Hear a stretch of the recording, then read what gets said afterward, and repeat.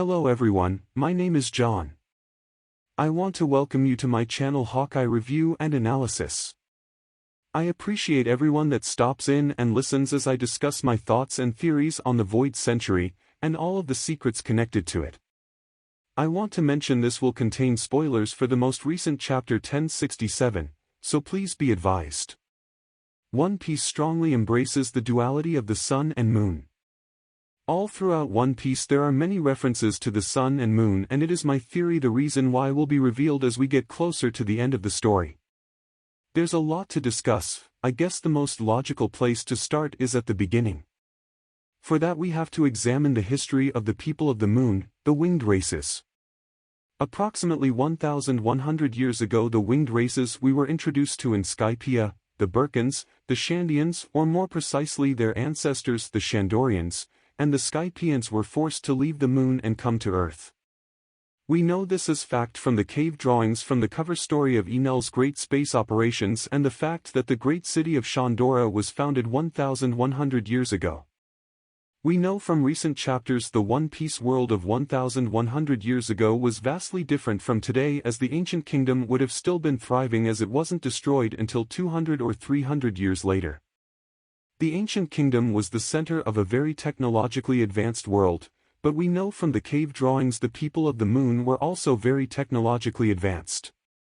As stated in my Vegapunk video, I wonder if the people of the moon and the people of Earth had built up a relationship prior to the winged races coming to Earth. We have no evidence the ancient people of Earth possessed the means of interplanetary travel, but it's certainly possible. Now we must discuss the Lunarians and how they figure into my theories on what exactly happened that radically changed the world. I think most One Piece fans agree the Lunarians originated from the moon. Luna in Latin means moon, lunar means moon-like, and the fact they are also a winged race are all signs they came from the moon, yet they didn't appear in the cave drawings with the other winged races. I theorize the reason for this is they didn't originally come to Earth with the other races. Before I dive into why I want to discuss my theory on how the moon was socially structured. Oda borrows a lot from Hinduism to craft the One Piece story, and that is why I theorize the moon races lived loosely based on a Hindu caste system. I'm not very well versed in Hinduism, so I encourage you to research this yourself when you have time, but I will do my best to explain. The caste system divides Hindus into four main categories: the Brahmins, Kshatriyas, Vaishyas, and the Shudras.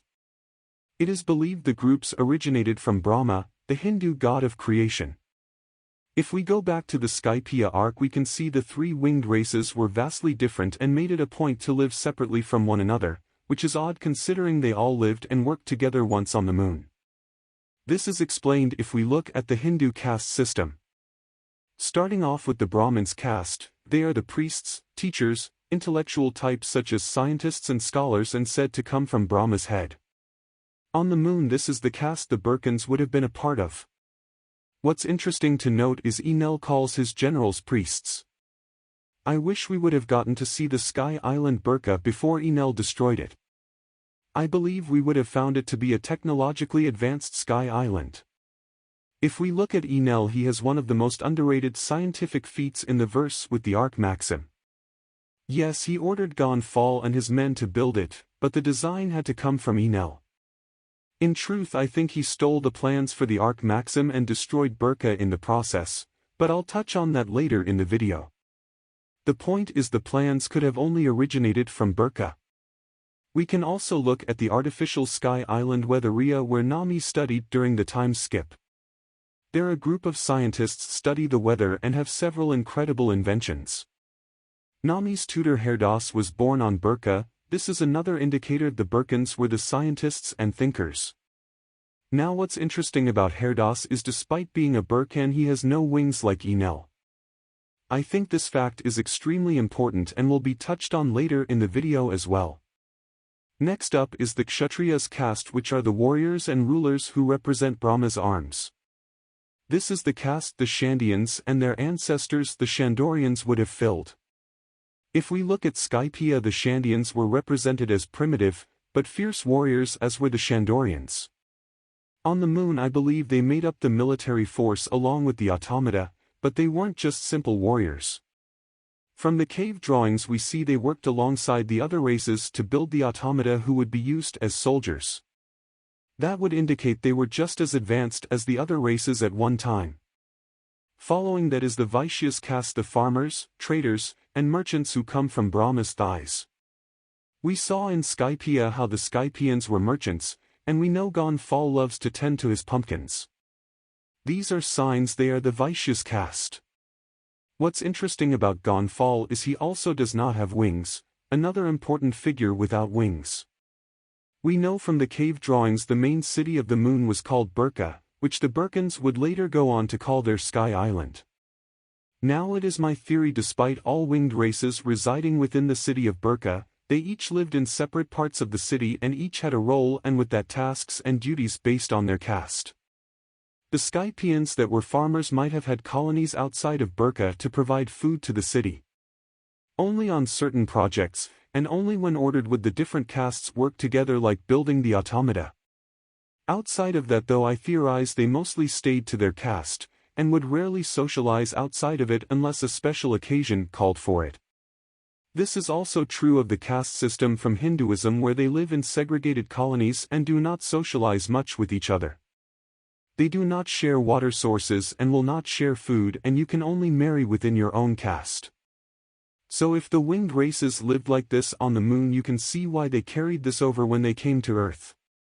They went their separate ways to live with others from their own race and caste, and would eventually lead to tensions between the races. So where do the Lunarians fit into all of this, you ask?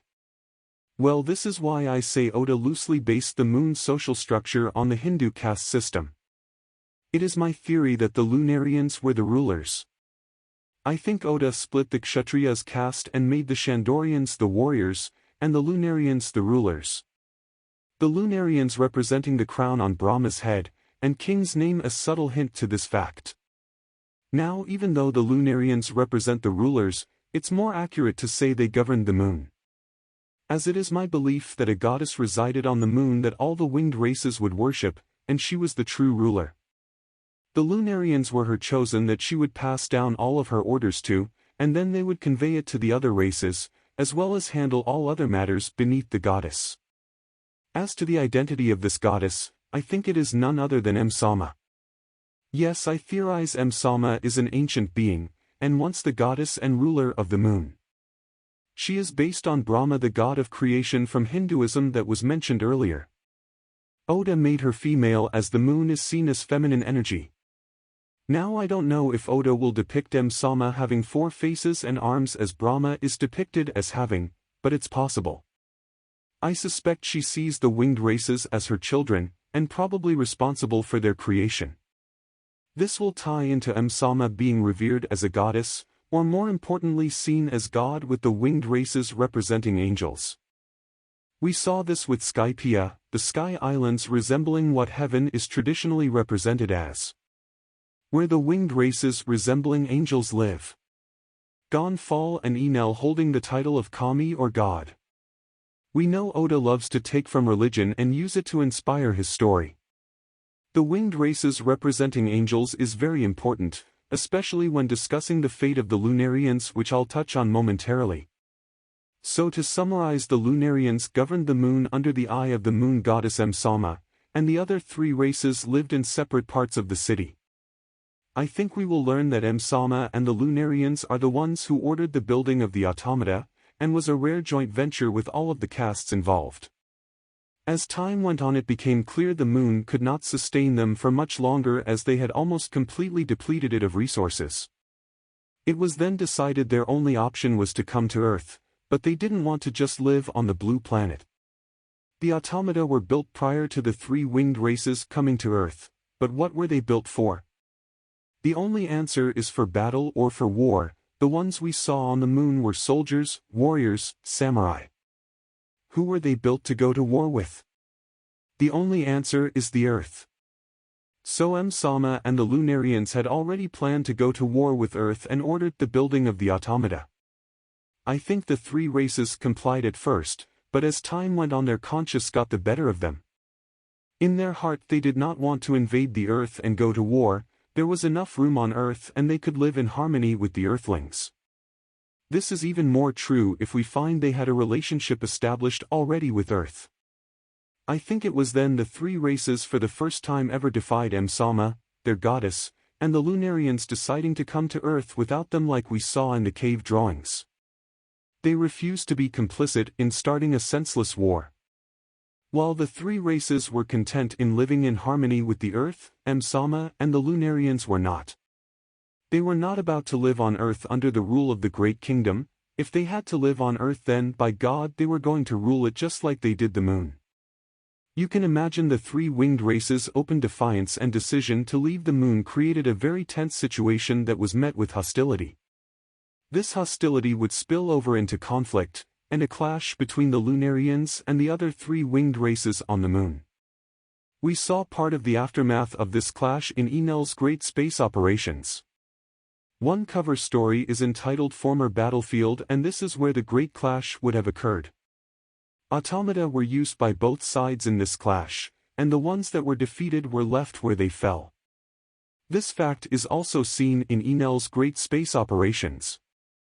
In the midst of this clash, the three-winged races with the automata they had remaining managed to set off from the Moon, but it is my theory the ship containing the three-winged races was attacked and damaged during takeoff and eventually crash-landed. I think their automata that accompanied them were in a separate vessel and would explain this cave drawing. We see the automata in a vessel crying with the three-winged races now on Earth. The very existence of the cave drawings indicate these automata returned to the Moon to tell the story. Now as to why the automata were sent back to the Moon.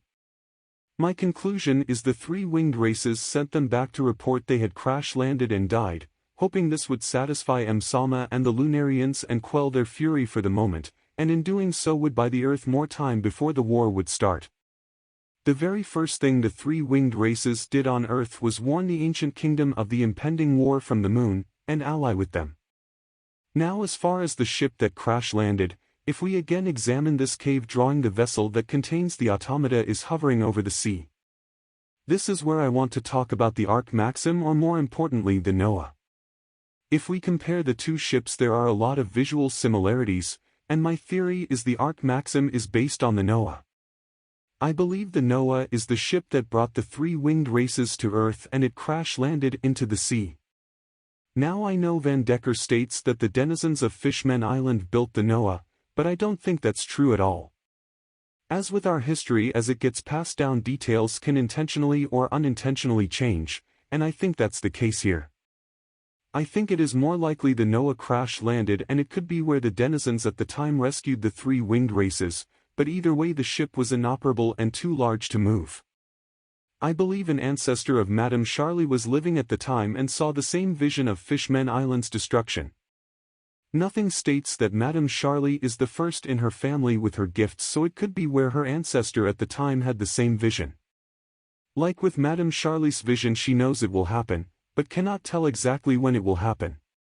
To prepare for the eventual destruction, the decision was made to modify the Noah to be pulled by sea kings to take the fishmen and merfolk to the surface.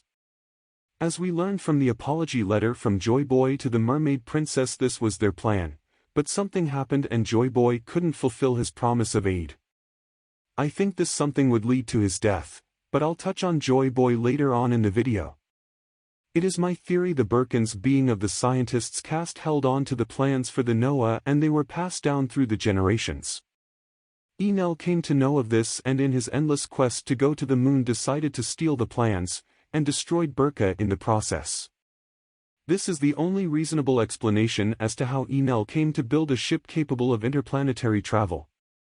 This level of technology was last seen with the Moon drawings, so it stands to reason the Ark Maxim is based off the ship that brought the people of the Moon to Earth.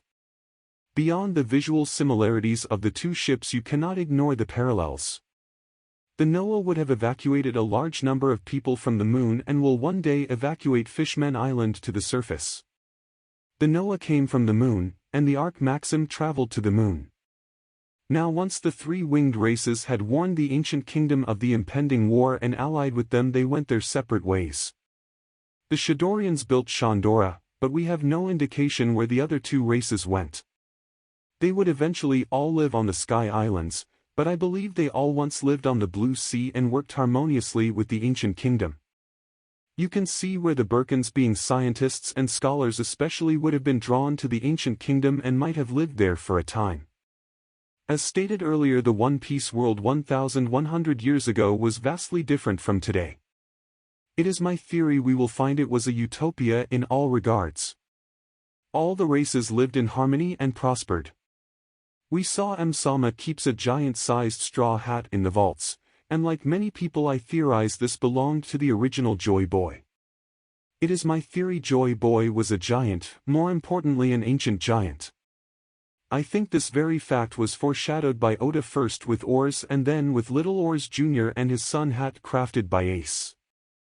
I know a lot of people theorize Oars was in fact Joy Boy, and while that certainly could be true, to me it makes more sense given the time of Oars' death of 500 years ago, for Joy Boy to be Oars' father.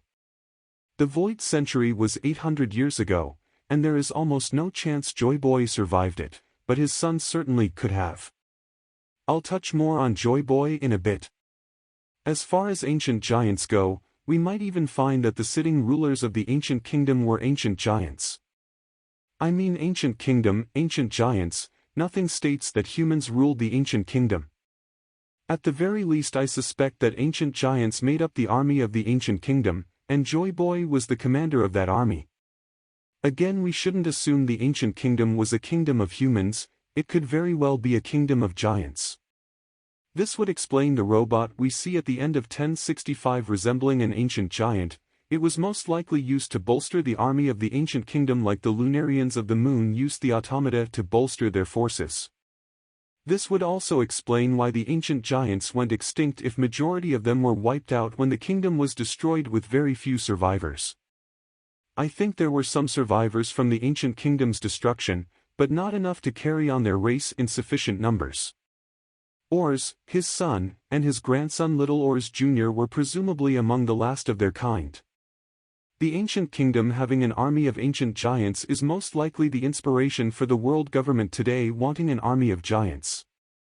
We know from Punk Hazard they have been working towards creating this army of giants for years, so it wouldn't surprise me the reason why is because the ancient kingdom had this very thing.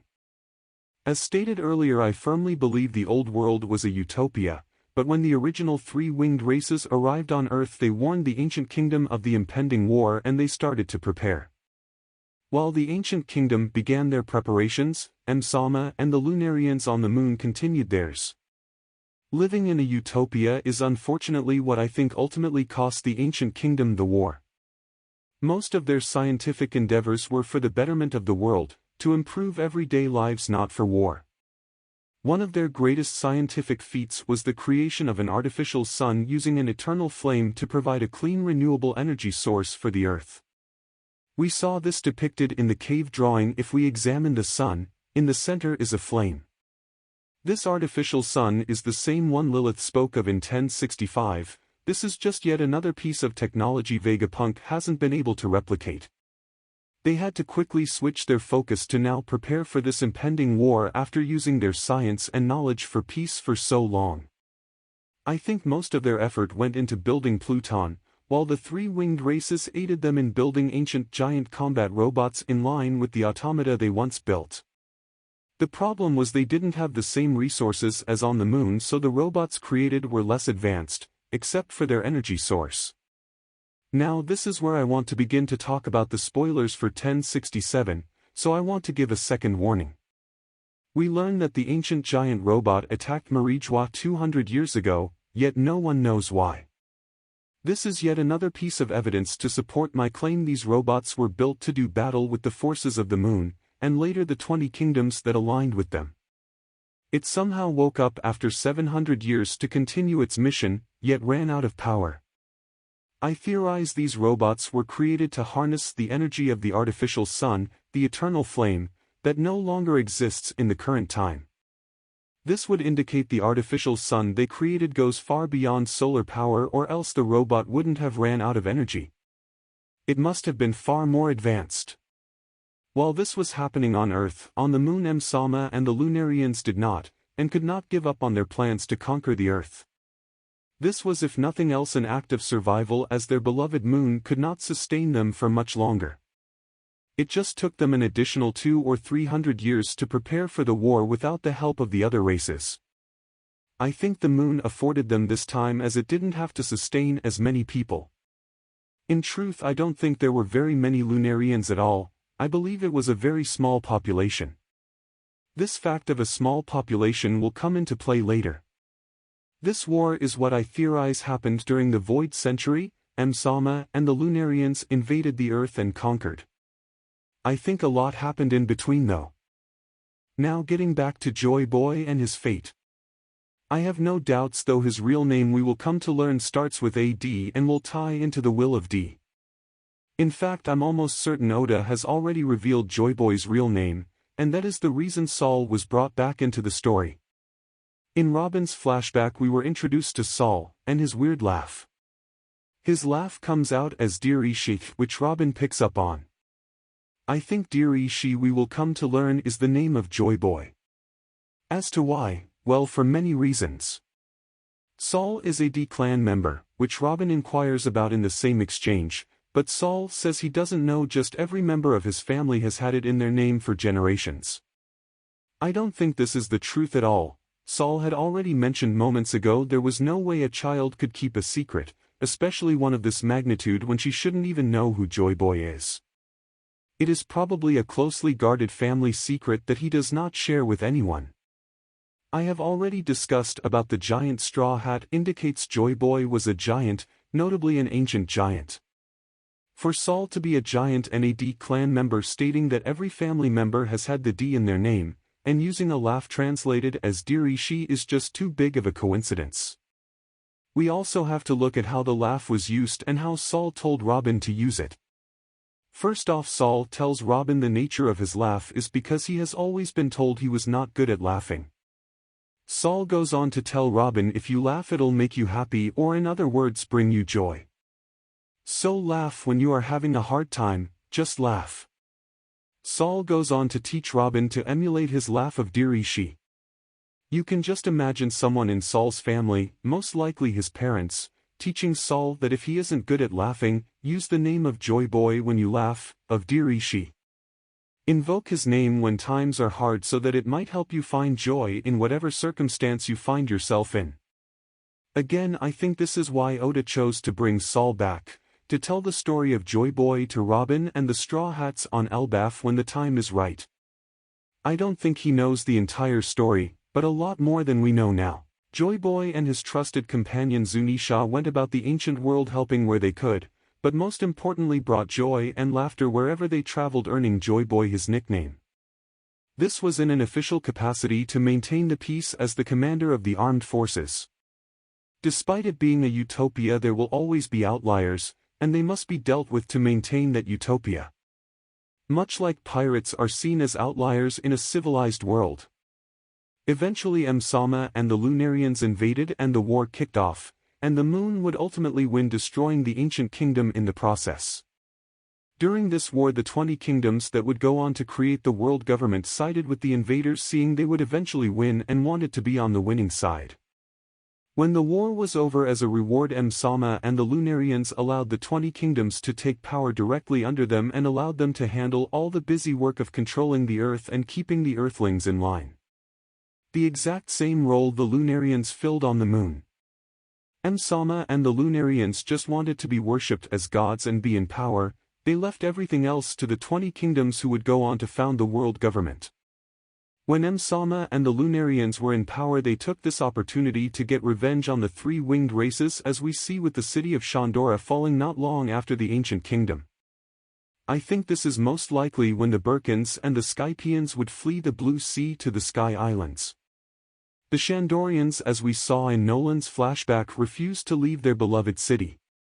What's interesting is the Shandorians we see in Nolan's flashback are very primitive compared to their time on the moon. That means when Shandora fell, all their technology was destroyed like the rest of the world and plunged them into the Dark Ages. They were forced to adopt a more primitive lifestyle to survive. As far as the rest of the people of Earth, I think the Lunarians offered them a choice: serve under them willingly and worship them, or be enslaved and forced to worship them. Joy Boy would ultimately become a slave, refusing to bow down to the Lunarians, and that fact is extremely important. Despite being a slave, the fire of rebellion burned bright within him, burning bright like the sun. Joy Boy somehow managed to escape the shackles of enslavement, and rose to once again fight the Lunarians, the people of the moon. I believe we will find that the ancient world worshipped the sun god Nika as their deity, and after this saw Joy Boy as the second coming of Nika, born again on Earth to save them from the moon. Now, as far as how Joy Boy came to eat the Hito Hito no Mi model Nika, I see two possibilities. It was either a treasure of the ancient kingdom that Joy Boy ate as the kingdom fell to ensure the invaders didn't get their hands on it, or it was gifted to him by someone, seeing as it was his destiny to possess the fruit. I don't think Joy Boy thought of himself a god, and would continue to use and ask his friends to refer to him by name or his nickname Joy Boy. To the rest of the world, though, Joy Boy was the sun god Nika, and would be revered as such. The sun was an extremely important symbol to the ancient world. I think it would come to represent both the ancient kingdom and Joy Boy. The story of Joy Boy, the reincarnation of the sun god Nika, being a slave and breaking free of his shackles, would be passed down to other slaves and be seen as a symbol of hope. At some point in his journey, I would think early on, Joy Boy went to Fishman Island, either under his own power or the mermaid princess at the time found him in bad shape and rescued him. If the surface was under the control of Msama, the Lunarians, and the world government, Fishman Island below the sea was the only safe place for him to recover and plan the rebellion. I think this is the logical explanation to explain how Joy Boy and the mermaid princess came to have a friendship that would ultimately lead to Joy Boy making a promise he couldn't keep. I think during his time on Fishman Island is when the ancestor of Madame Charlie had the same vision of Fishman Island's destruction, so the decision was made to modify the Noah. While the Noah was being modified, Joy Boy returned to the surface to continue his fight with the pledge of support of Fishman Island. He would go on to recruit others to his cause, and the rebellion would ultimately come to call the island we know as Laughtail as their main base of operations. One of the strongest allies of Joy Boy at the time from Fishman Island, I believe we will find, is an ancestor of Fisher Tiger. In 1067 we learn that the ancient robot climbed the Red Line to attack Marijwa. This is the exact same feat that Fisher Tiger did many years later. Also in 1067 we have Robin mentioned 200 years ago is when the Fishmen's Rights movement started to grow. I don't think this is a coincidence at all. The way I theorize this went down is an ancestor of Fisher Tiger was alive and a strong member of Joy Boy's rebellion. Through his family he passed down the story of Joy Boy and their fight, possibly even about the Void Century itself, but also passed down as a family heirloom the ancient robot we see now on Egghead Island. 200 years ago, when the Fishmen began truly advocating for their rights, an ancestor of Fisher Tigers found a way to awake the robot and set it upon Marijwa with what little charge of energy it had left. This was an act of terrorism to kill their oppressors, or at the very least strike fear into their hearts. Hoping this fear would bring the Fishmen and Merfolk peace, as the humans would forever live in fear of them after witnessing the giant robot's power. It might have worked had the robot not ran out of energy. It was most likely a similar story to the one of Fisher Tiger and Otohime. The ancestor of Fisher Tiger hated humans and rejected the notion of living in peace with them as advocated by someone in the royal family at the time. The story of his ancestor using the ancient robot, and it climbing the Red Line to attack Marijwa, probably inspired Fisher Tiger to do the very same thing. It's very interesting how similar Fisher Tiger's story is to the one I theorize for Joy Boy. Oda might have used Fisher Tiger to foreshadow the true story of Joy Boy. Fisher Tiger could have seen himself as the second coming of Joy Boy that was prophesied, or at least the one that inherited his will. Fisher Tiger would go on to create the Sun Pirates, which as discussed is the symbol of Joy Boy and the ancient kingdom. I think Fisher Tiger was very proud of his family's history of fighting with Joy Boy against the very people who were oppressing them then, and even now, and took the mark of the sun as a symbol of that pride and the fight it represents. Turning the mark of the celestial dragons into a sun is very symbolic, as it's turning the mark of the moon into a sun. I'll touch more on the celestial dragon's connection to the moon in a bit. The devil Fisher Tiger mentions on his deathbed that resides in his heart represents his ancestor that used the giant robot, and the hatred of humans they held and passed down through the generations. As much as Fisher Tiger tried to ignore this devil, to ignore the teachings of hatred he was taught from childhood, during his time as a slave and the overall actions of the humans, this demon started to slowly take hold of his heart. This was an internal struggle of the sun and the moon within Fisher Tiger. If Fisher Tiger's heart represents the sun, the shadow of this devil represents the moon, and the moon slowly started to eclipse the sun. It was gradual as Fisher Tiger tried to embrace goodness, the light of the sun, but on his deathbed the darkness finally eclipsed his heart. With tears in his eyes he proclaimed that he cannot accept humans, as much as he had fought against the devil of hatred, it had finally won and eclipsed his heart. Fisher Tiger would choose to die, rejecting human blood. This was an act of defiance but also of hope. He knew should he survive, the demon in his heart could never forgive humans, and if he survived he would only make things worse for fishmen and merfolk. Fisher Tiger chose to die hoping to take this hatred with him to the grave, asking his beloved crew to never speak of what they knew, and with his last breath hoped that the future generations would one day see the dawn that was foretold. The dawn of a new world, where all races embraced each other and once again lived in harmony as they once did in the utopia of the old world. It's very poetic that the two members of his crew he trusted the most, Jinbei and Arlong, would each inherit a side of his heart. Jinbei would inherit the part of his heart that represents the sun, the goodness and light that Fisher Tiger tried so hard to embrace, where Arlong inherited the moon, the darkness of the devil, and the hatred of humans that came with it. It's also poetic that Luffy, the true second coming of Joy Boy, would be the one to defeat Arlong, the moon and darkness of Fisher Tiger's heart, to then go on to embrace Jinbei as a friend or more like a brother, embracing the light of the sun of Fisher Tiger's heart. I would like to think Fisher Tiger was smiling down on them the day Jinbei gave blood to Luffy. Joy Boy would recruit other allies, such as the Shandorians, Minks of Zou, and the Samurai of Wano. I think it is very well the case Luffy's journey is closely mirroring the one of Joy Boy, with some slight differences. I would not be surprised to learn Ryuma was a member of Joy Boy's rebellion and his friend. This could be the reason Oda has chosen not to go in detail about Zoro's past yet, and waiting until the time comes to reveal Joy Boy's past, in doing so reveal Zoro's ancestor Ryuma once fought alongside Joy Boy like Zoro does Luffy. A case of inherited will and destiny. Unfortunately for Joy Boy and the rebellion there were insurmountable odds and he could see the chances of them winning getting slimmer and slimmer as time went on. I think Joy Boy would seek the counsel of the ancestor of Madame Charlie and his worst fears were confirmed, but she also offered him hope in the form of a prophecy. The prophecy of the one that will bring the dawn. That one day the Lunarians and those that sided with them will fall, their downfall was inevitable. If we look at what the dawn is in a day-night cycle, it comes after the moon sets or falls, and that certainly applies here. The invaders from the moon rose to power, and only when they fall can a new dawn be ushered in where the earth is free once again. Speaking of the dawn, I wonder if there is a double meaning here. Could the name of the ancient kingdom be called the Dawn Kingdom or the Kingdom of Dawn? There will be some reference to the sun with it, I assure you. Oda has gone out of his way to keep the name of this ancient kingdom a secret. Clover was killed before he dare mention the name. Could it be that the ancient kingdom was called Dawn or the Kingdom of Dawn and rested on what we know as Dawn Island, home of the Goa Kingdom and Luffy's birthplace? The ancient kingdom could have been completely destroyed and some time later the Goa Kingdom was built on top of it. It would be incredibly fitting for Luffy, the chosen one, to be born where it all began.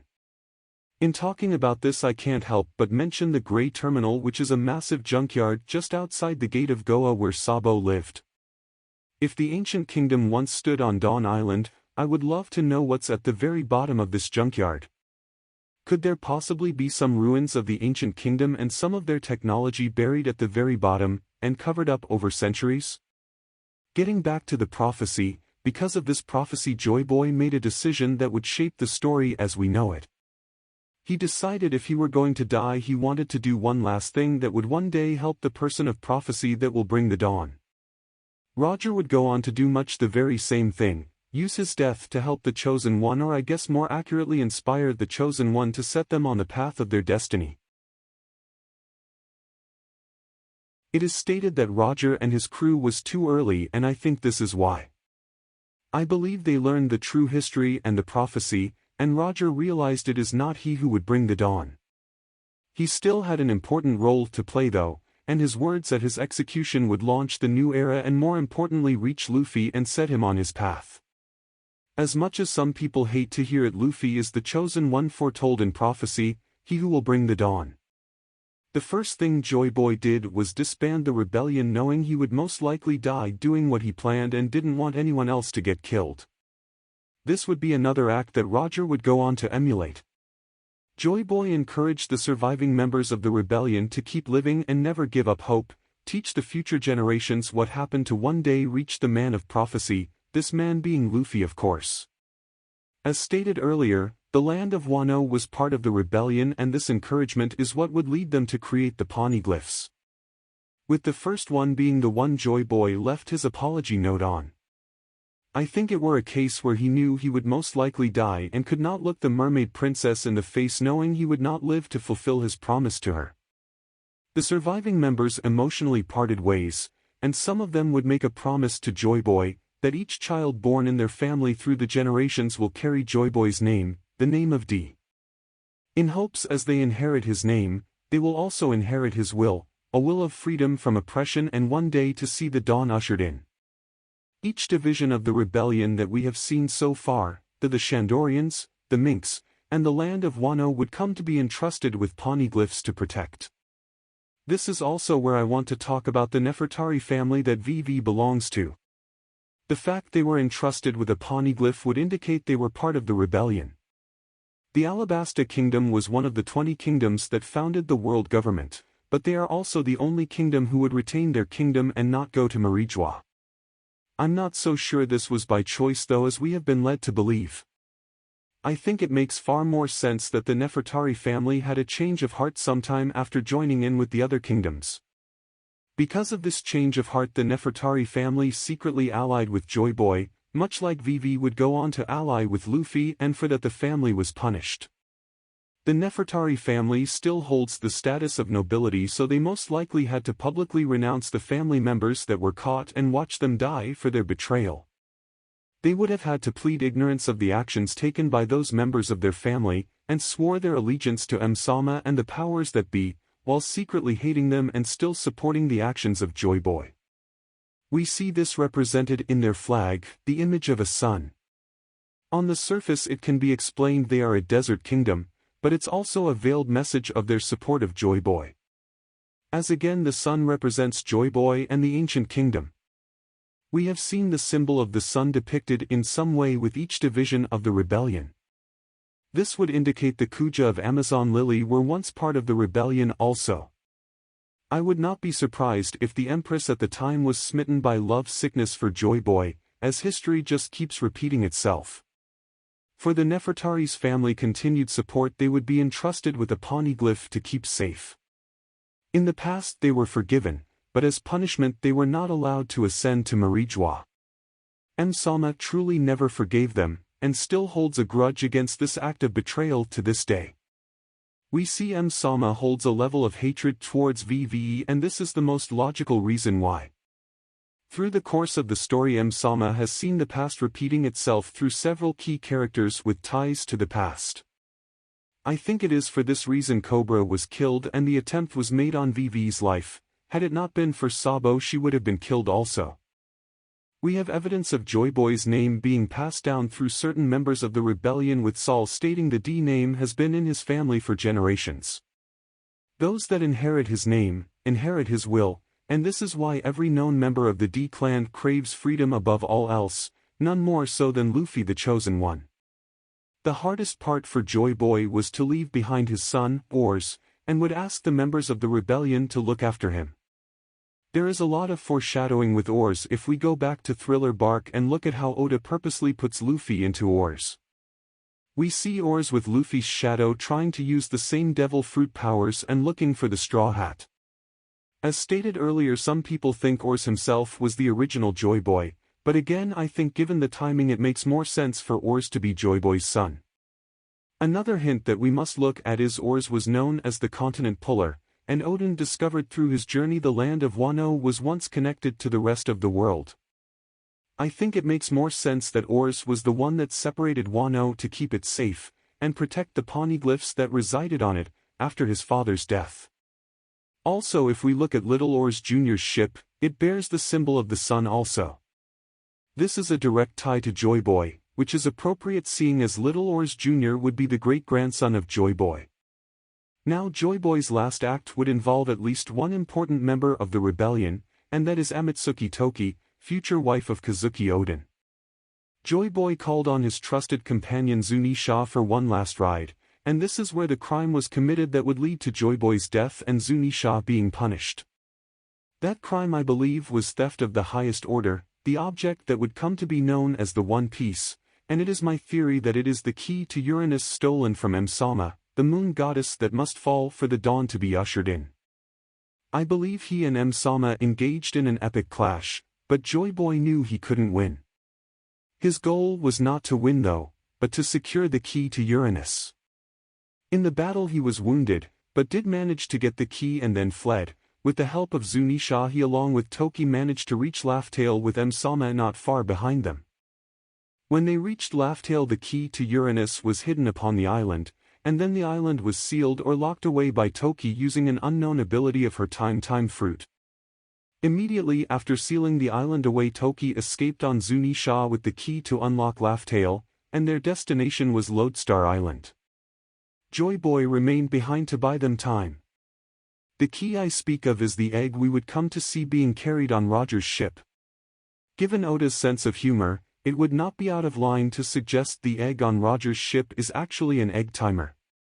If Toki used her Time Fruit to seal or lock Laugh-Tale away, the egg timer would also be born from her fruit to be the key.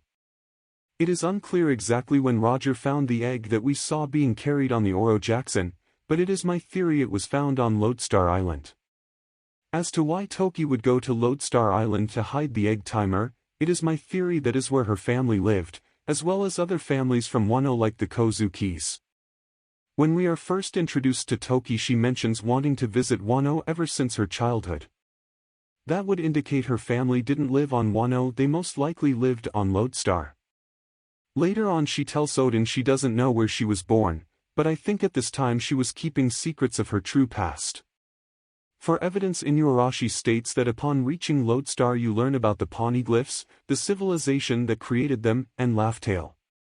Why would all of that be located on Lodestar if the poneglyphs and the Kozukis originated on Wano?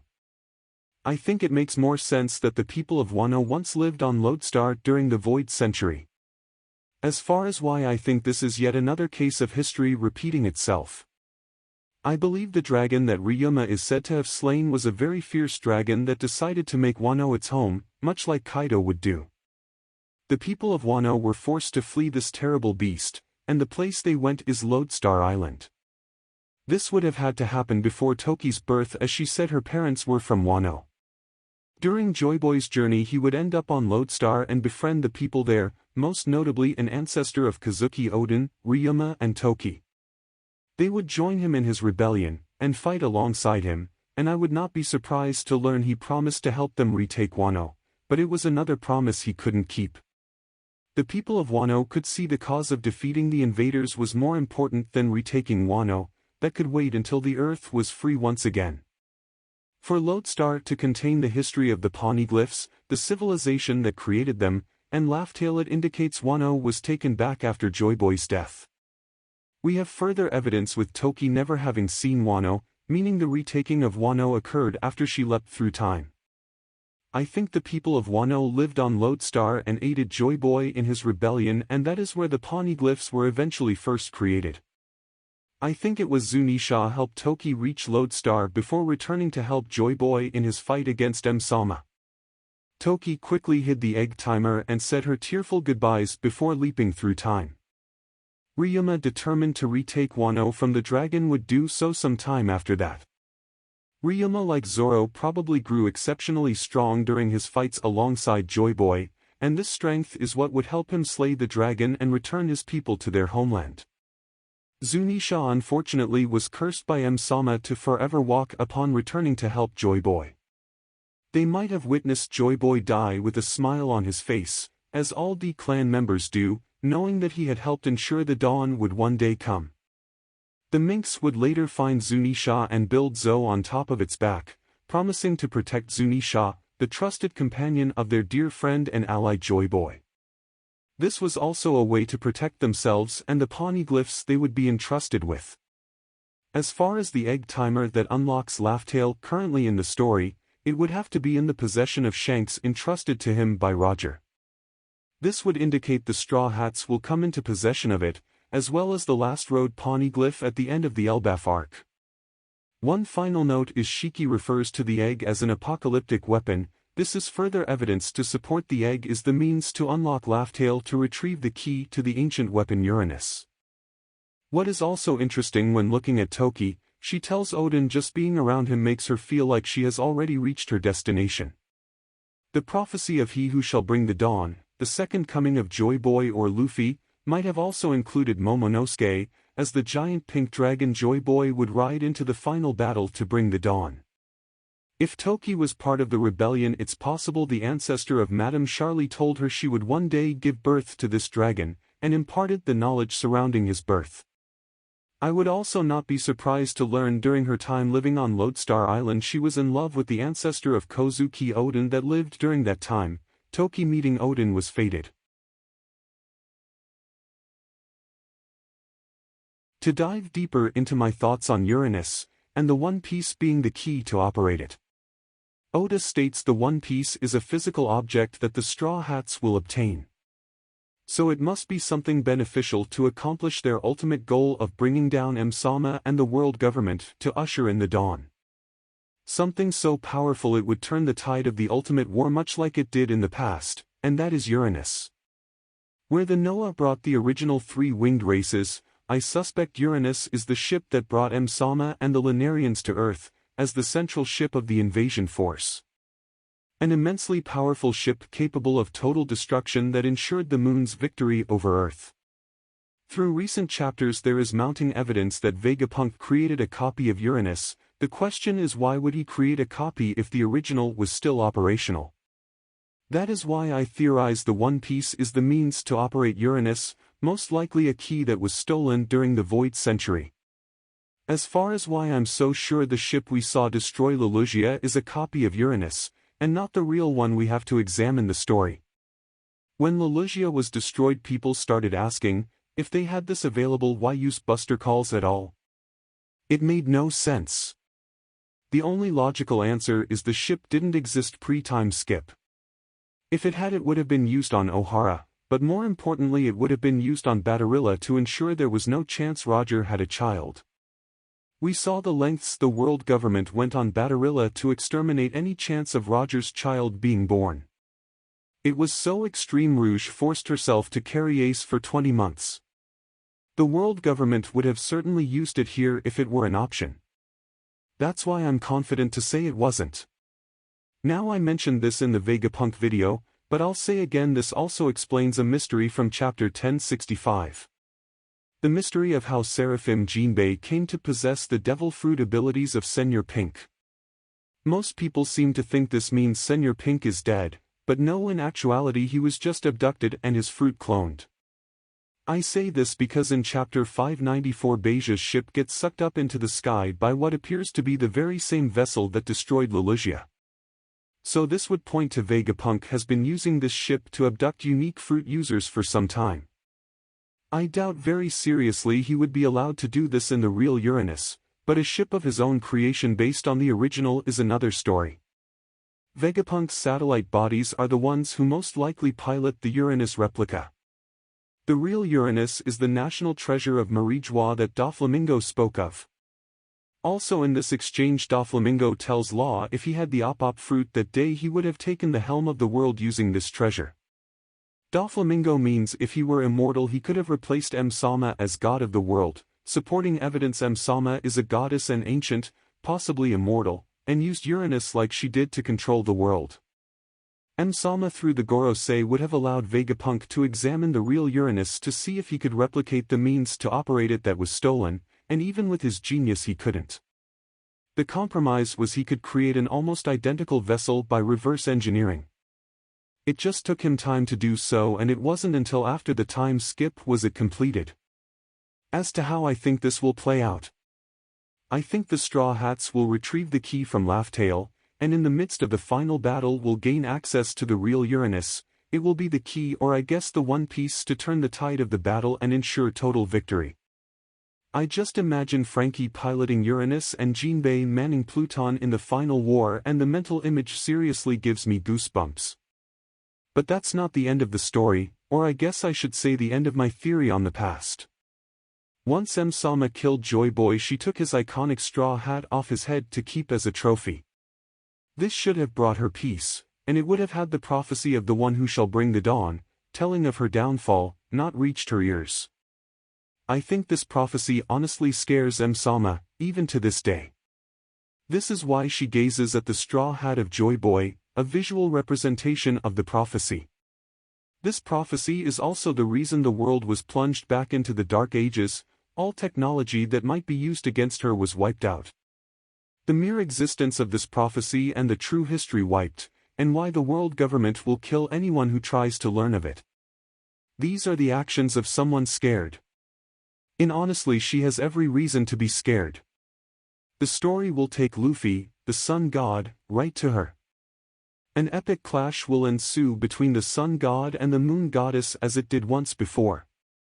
This time though the sun will triumph over the moon, and a new dawn will rise for the earth. As far as Ors, the son of Joy Boy, he would carry on his father's fight, inheriting his will, and in time forming his own rebellion. I think he would recruit new allies, as well as call on the old allies of his father. This would be twisted later into the legend he amassed islands and countries under his control, when in truth they aligned with Ors to fight against the world government.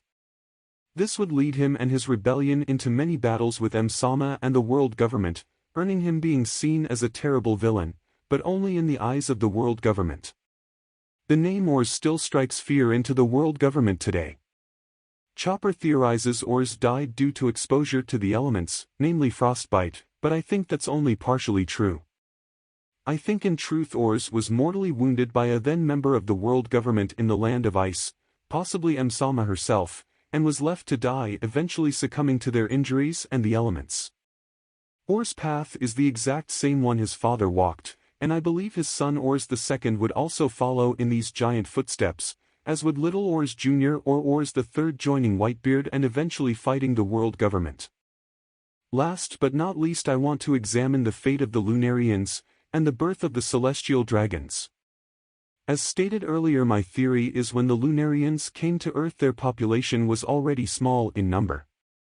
I would not be surprised to learn there were exactly 16 Lunarians, as the number 16 seems to be incredibly important.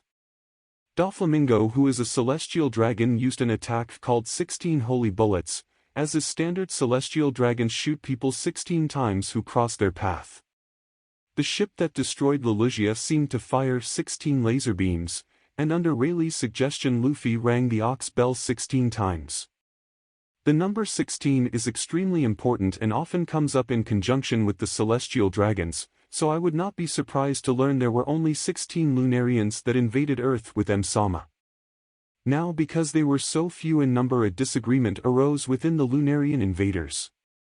One side of the argument saw in order to carry on their line and continue their rule of Earth they needed to mate with humans. As to why they never mated with the other winged races, it could be where they clung strongly to the caste system to never mate outside your caste, or there is a genetic reason the winged races cannot produce mixed children but with humans they can. Also, it could be where they found human women beautiful. The other side of the argument found the idea of mating with humans disgusting and refused to do so. Other than the disgust of the act, it is the case where when a child is born of a winged race and a human, they will not be born with wings, and be seen as fallen, similar with fallen angels. Enel stated that he ripped his wings out, but I don't think that is true at all. I think it's more likely he had a human parent and was ashamed of being born without wings, or being seen as fallen, and made up this lie to cover the fact up. I think the matter of fallen only matters to the purists. I say this as Gonfal was able to become God without having wings, or being fallen. He must have had a human parent also, and I think this is why Oda chose these two characters to not have wings. Gonfal represents the side of the argument there is no shame in mating with humans, where Enel represents the side that sees it as shameful. Enel being a purist could also explain his deep desire to return to the homeland of his people, and wanting to leave Earth. Now this also ties back into religion when we look at Nephilim. There is debate within religious scholars about the true nature of Nephilim, but for this I'm focusing on Nephilim, the children produced of angelic beings mating with humans as most often viewed in Christianity. This argument would divide the Lunarians and lead them into conflict. The side that argued to mate with humans would go on to do that. The children of their union and their descendants are known as the celestial dragons in the current story. If we look at the name celestial dragons, celestial meaning relating to the sky or outer space, in this case the moon. It also can mean relating to heaven, or in this case the fallen angels with Marijwa, their new heaven. Dragon representing them being invaders, as they came upon the land blazing fire, or in this case laser beams across the land.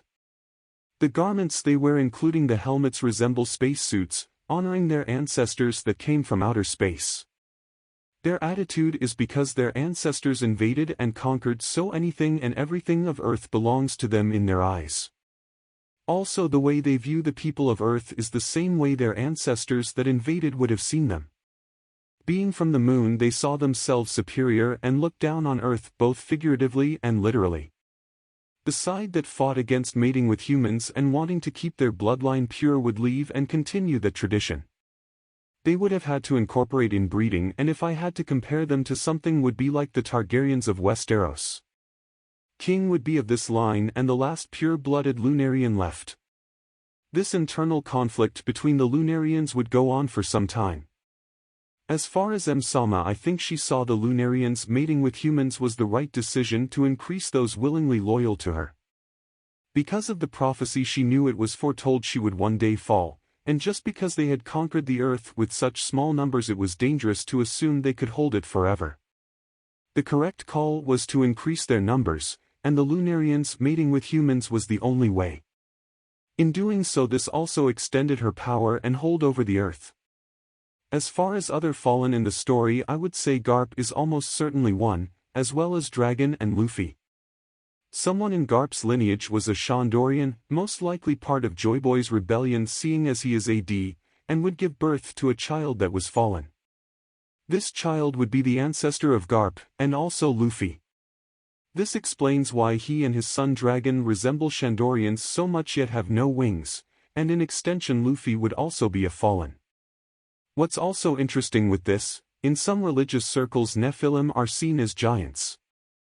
So Oda could have took both views on Nephilim and used them for the ancient giants, and the celestial dragons. As stated in my Kuma video, I suspect Luffy's mother was half giant, so it would be interesting if Luffy represents both of these views in one character. I think that about does it for today. Again, thank you for taking the time to listen. I hope you found this insightful.